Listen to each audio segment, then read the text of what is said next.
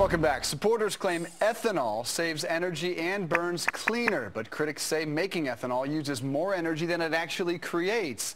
Now, after supporting it for years, lawmakers just voted to stop providing billions to subsidize it.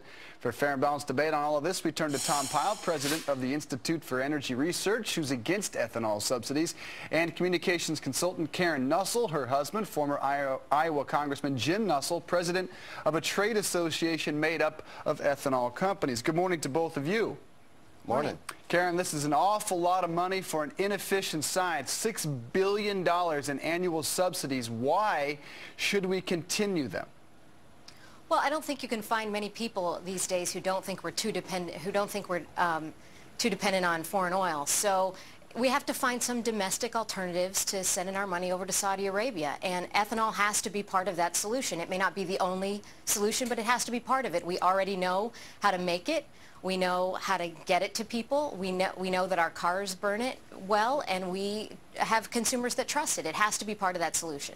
So clearly it is not a perfect science. It is not a perfect technology.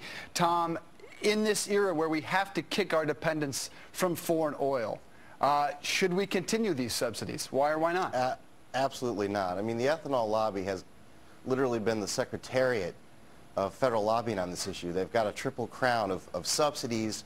They've got a mandate that the federal government put on to impose it on us in commerce.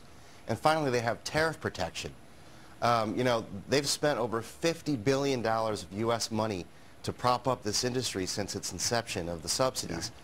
It's absolutely unnecessary. If it's such a great product, why isn't it working in the marketplace? Why do we need all this federal support? Yeah, many say this is about politics because they want to lock up that Iowa vote. That's why in particular right now no one wants to touch this issue, but the Senate did vote clearly. I think it was 73-27 to reject that. Karen, but most importantly, if this is such a perfect science, if this is the answer to kicking our dependence from foreign oil, shouldn't the free market determine if it's a winner? Well, we're in support of that. If you watched the debate this week, you saw Senator Thune actually make the argument that we're all for phasing out the subsidy for ethanol, but we have to have a level playing field. I mean, it would be ludicrous for anybody to make the argument that oil and gas aren't getting their own subsidies. Let's have a level playing field and let's let the market decide. We're all for that.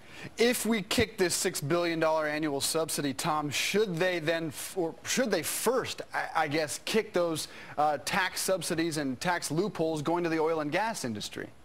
Well, you have to compare apples to apples on that. And we're absolutely for a level playing field for all energy sources. And if all these different sources laid down their arms, so to speak, and volunteer not to take these subsidies and let the market compete, that would be an ideal situation. But the fact of the matter is the subsidies that they call them for oil and gas are actually manufacturing deductions that businesses across the board get, whereas with respect to ethanol, it is a targeted, very specific giveaway to the industry. And that has distorted the market and has artificially created a market for a product that is otherwise inefficient relative to gasoline.